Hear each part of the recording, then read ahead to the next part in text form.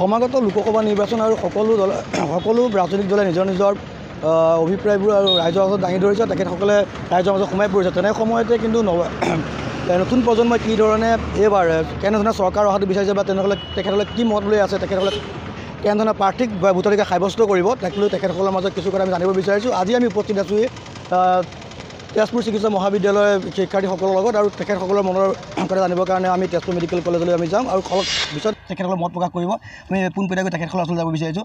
যিহেতু তুমি এগৰাকী তেজপুৰ মেডিকেল কলেজৰ ষ্টুডেণ্ট, কি ক'বা?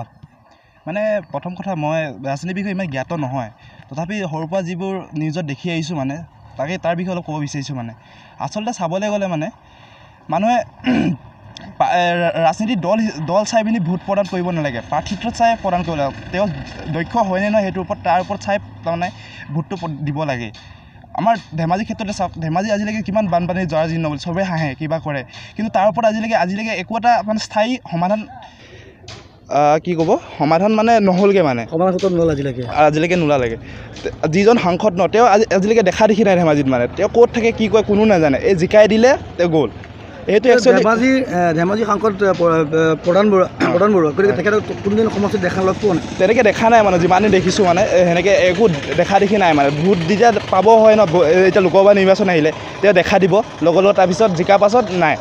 এইটো কি একচুৱেলি কি হয়? মানে তেওঁ নিজকে দক্ষ হয় নহয় সেইটো ভাবে নাপায়, সেইটো মই আজিলৈকে ধৰিব নোৱাৰিলোঁ। মানে লোকসভা সমাগত নিৰ্বাচন পালেহি। আমাৰ ইয়াত 11 তাৰিখে অসমৰ 3টা ফেজত হ'ব, 11, 18, 30 তাৰিখে হ'ব। কিন্তু এইবাৰ আমি কেনেকুৱাকৈ সাংসদ আমি প্ৰতিটো সমষ্টিৰ দিয়াটো বিচাৰোঁ। যাতে মই ভাবোঁ যে এইবাৰ এনেকুৱা এজন মানে সাংসদ হওক যিজনে মানে সকলোৱে বিশেষকৈ দুখীয়া সমাজৰ কথা আৰু মধ্যবিত্ত সকলৰ কথা মানে ভাবে। মানে এতিয়া দেখিছে বস্তুপাতি কিমান দাম হৈছে, তেওঁলোকে একো মাত মতা নাই আজিলৈকে। বস্তুৰ দাম বাঢ়ি গৈ আছে, কিন্তু তেওঁলোকে একো মতামত একো দাঙি ধৰা নাই। মানে তেওঁলোকে শ্লোগান দিয়ে যে বিজেপি চৰকাৰৰ কথাই কৈছোঁ, মানে শ্লোগান দিয়ে যে বেটি বচাও বেটি পঢ়াও। তাৰ ওপৰত তেওঁলোকে কি কাম কৰিছে কোনো চকু কাণ দিয়া নাই। কিন্তু শ্লোগান হৈ গৈছে, পৰিৱৰ্তন কৰিছে, পৰিৱৰ্তন আজিলৈকে কিন্তু দেখা নাই। মই পৰিৱৰ্তন হোৱা নাই। এগৰাকী বিহাৰৰ ছাত্ৰ আছে, তেখেতৰ পৰা কিছু কথা জানিব বিচাৰিছোঁ লোকসভাৰ কথা।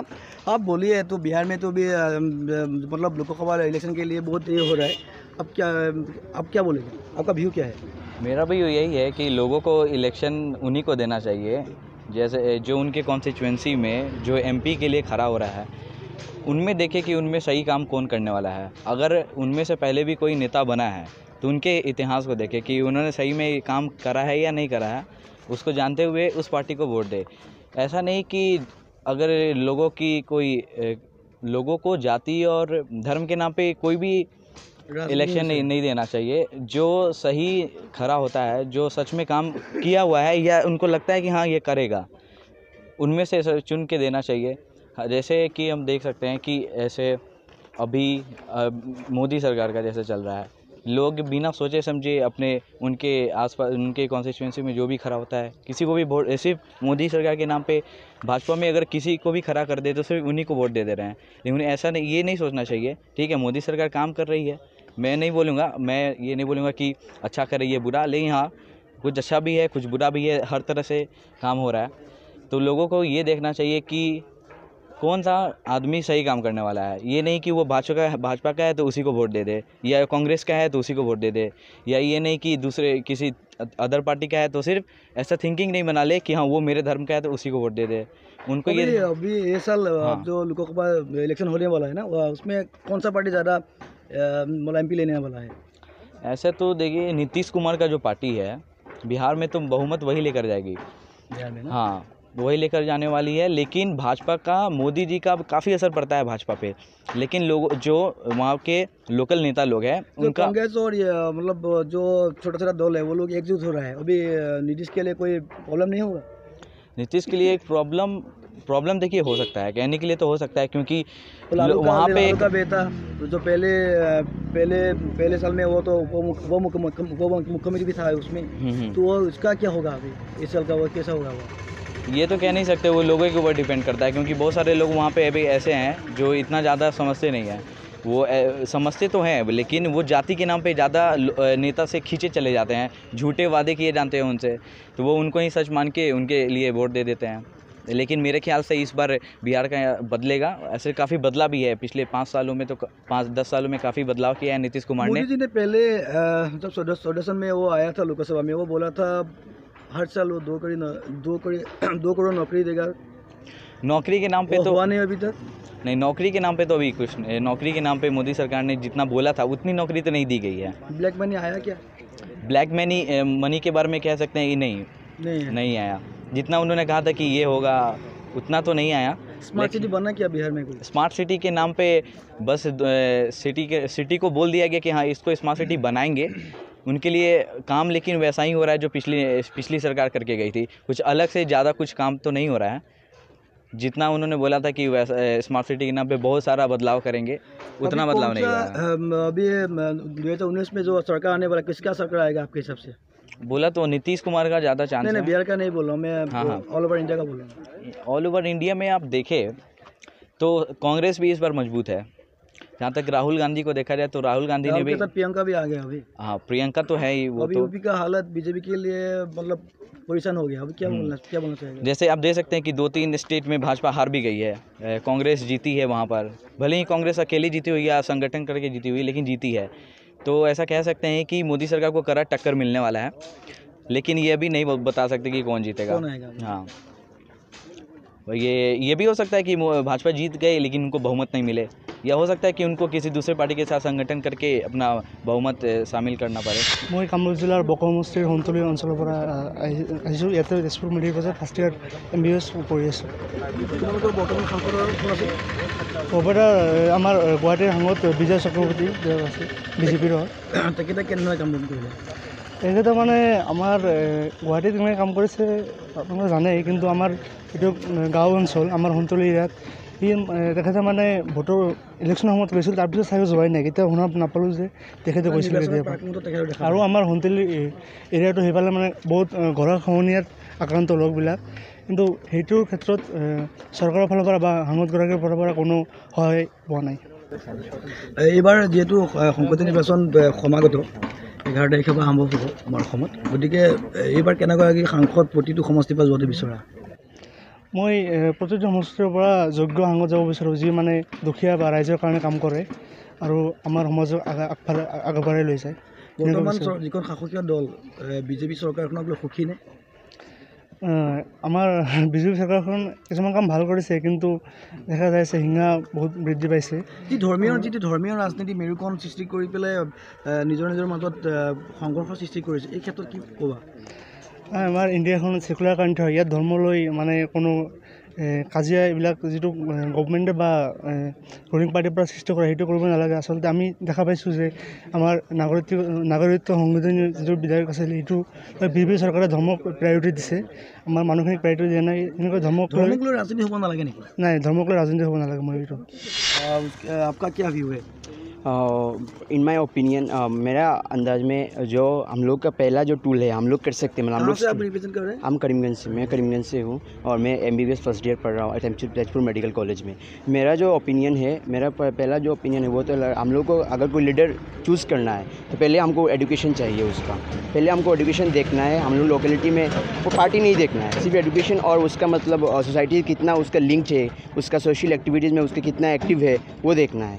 और उसका मतलब उसका कोई पार्टी में उसको कितना लिंक है वो नहीं देखना है, कौन सा पार्टी से बिलोंग कर रहा है वो नहीं देखना है। हमको उसको सोशल एक्टिविटी में कितना पार्ट ले रहा है वो देखना है, और उसका एजुकेशन भी देखना है। क्योंकि हम लोग जो सोसाइटी, हम लोग ज़्यादातर India is compose majority number of villages, that's why most of our farmers and they are very ignorant.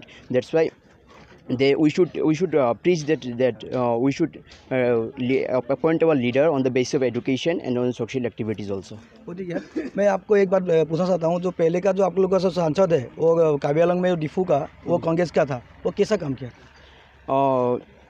Congress का था, जो कार्बी आंगलों डिफू का तो मुझे पता नहीं, लेकिन हमारा जो करीमगंज का जो MP है और डॉक्टर राधेश्याम विश्वास, वो ऐसा मतलब कोई ज़्यादा बड़ा काम भी नहीं किया है। मेरे अपने आँख से देखना तो बड़ा काम नहीं किया है, लेकिन सेटिस्फाइड है, लोग सेटिस्फाइड है, ऐसा ही मतलब मेरा मानना है कि वो अच्छे कर रहे हैं लोग। अभी जो शासकीय दल है BJP, उसके लिए आप क्या बोलना चाहिए? वो अच्छा है या बुरा है? मेरे लिए तो इतना अच्छा भी नहीं, इतना बुरा भी नहीं है, क्योंकि इंडियन इंडियन पॉलिटिक्स में जब से इंडिपेंडेंस हुआ है तब से इंडिया का मतलब जितना भी पॉलिटिकल पार्टीज़ आए हैं गवर्नमेंट में वो सबका इतना अच्छा क्रिटिकल रिव्यू नहीं है।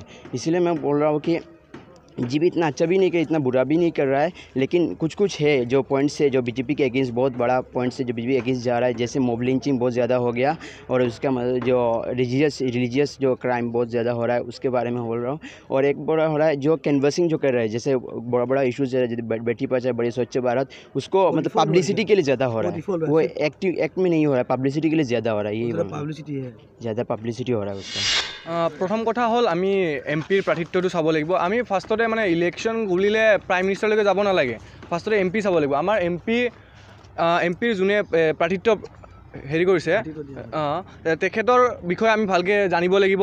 তেখেতে মানে আগতে কিবা ক্ৰিমিনেল কেছত আছে নে নাই, তেখেত কি কণ্ট্ৰভাৰ্চিত আছে, আমি সেইবিলাক জানিব লাগিব আগে ভোট দিয়াৰ আগতে, সেইটো প্ৰথম কথা। আৰু আপোনাৰ এমপি লেড ফাণ্ড বুলি আছে, প্ৰতিগৰাকী এমপিয়ে 5 কৰোৰ টকাকৈ পায় নিজৰ কনষ্টিটুৱেঞ্চি,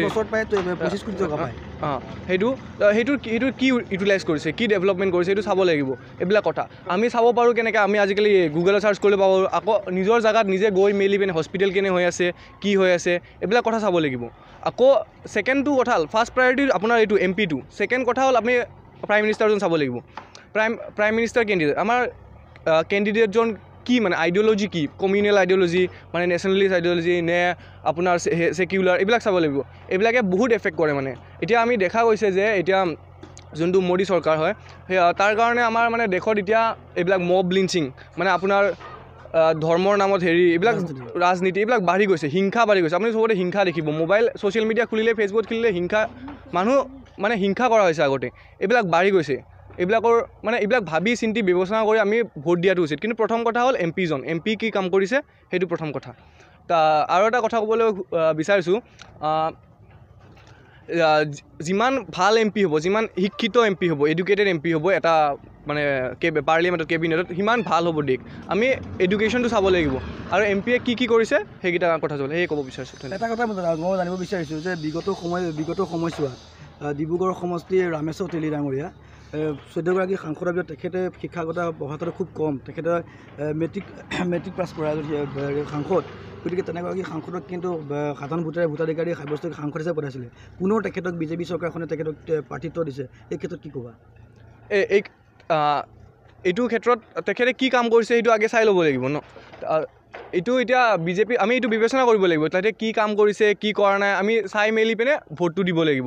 তেখেতে যদি ফেইল কৰিছে মানে আমাৰ মানুহৰ উন্নয়নৰ কাৰণে, যিহেতু এটা কথা তোমালোকে জানা, তোমালোকে যদি ডাক্তৰী ডিগ্ৰী ল'বৰ কাৰণে শিক্ষাদান কৰি আছে, মই এটা কথা তোমালোকে জানিব বিচাৰিছোঁ যে আইন প্ৰণয়ন কিন্তু তেখেতসকলে কৰে, সংসদত আইন তেখেতসকলে প্ৰণয়ন কৰে। যদি আমি যদি মেট্ৰিকুলেট এজন সাংসদে যদি আমাক আইন বনায়, আইন তেখেতে সমৰ্থন দিয়ে, তেনেকুৱা আইনে কিন্তু আমাক অনাগত দিনত বিপদত পেলাব নেকি বুলি ভাবা নেকি?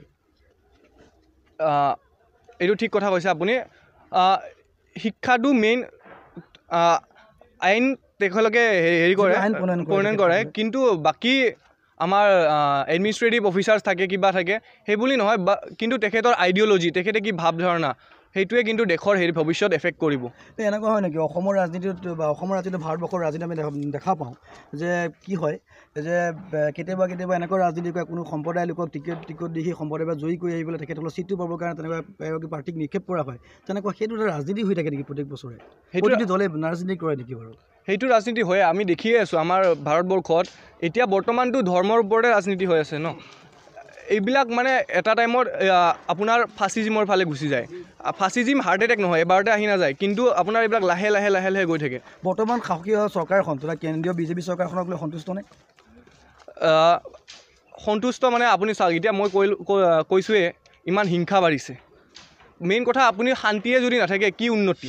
সমাগত লোকসভা নিৰ্বাচন আৰু লোকসভা নিৰ্বাচনত আমি যিধৰণে দলসমূহে নিজৰ ৰাজনৈতিক কুচকাৱাজ চলাই আছে, আমি তেনেকৈ গাঁৱে ভূঞে সোমাইছোঁ, সাধাৰণ ভোটাৰৰ কাষ চাপিছোঁ। আৰু লগতে আজি তেজপুৰ মেডিকেল কলেজত যিসকল ষ্টুডেণ্টে তেখেতসকলৰ চিকিৎসা জ্ঞান ল'বলৈ আহিছে বা শিক্ষাৰ্থী হিচাপে তেখেতসকলে ইয়াত নিয়োগ হৈ আছে, তেখেতসকলৰ মনৰ কথা ক'লে আৰু তেখেতসকলে কিদৰে এইবাৰ তেখেতে ভোটাধিকাৰ দিব সেই সকলোবোৰ কথা আপোনালোকক ক'লে। আমি আশা কৰিছোঁ সাধাৰণ ভোটাৰসকলেও এই কথাবোৰ লক্ষ্য কৰিব হ'ল যে যিটো দলে যিটো ৰাজনৈতিক দলে অসমৰ প্ৰতি ভাবুকি আনিব পাৰে বা যিটো ৰাজনৈতিক দলে অসমক দিয়া মিঠা প্ৰতিশ্ৰুতি আৰু যিটো দলে বিগত সময়ছোৱাত অসমৰ পৰা ভ্ৰষ্টাচাৰ কৰি অসমৰ পৰা খেদাই খালে গতিকে এই সকলোবোৰ কথা চালি জাৰি চাইহে আমি এইবাৰ যোগ্য এগৰাকী প্ৰাৰ্থিত্ব দিয়াটো তেখেতসকলে বিচাৰিছে যিটো সমষ্টিৰ পৰা এগৰাকী যোগ্য প্ৰাৰ্থিত্ব দিব হয়তো সেই সমষ্টিটো উন্নয়ন হ'ব গতিকে ইয়াকে তেখেতসকলে আশা কৰিছে আমি আশা কৰিছোঁ অসমৰ বাবে অসমৰ লগতে ভাৰতবৰ্ষক যিসকল সাংসদে নেতৃত্ব দিব তেখেতসকলে অসমৰ লগতে ভাৰতবৰ্ষৰ উন্নয়ন কৰিব লাগিব ইয়াকে কৈ পেলাই মই শোণিতপুৰৰ পৰা অমলনাথ টাইমেট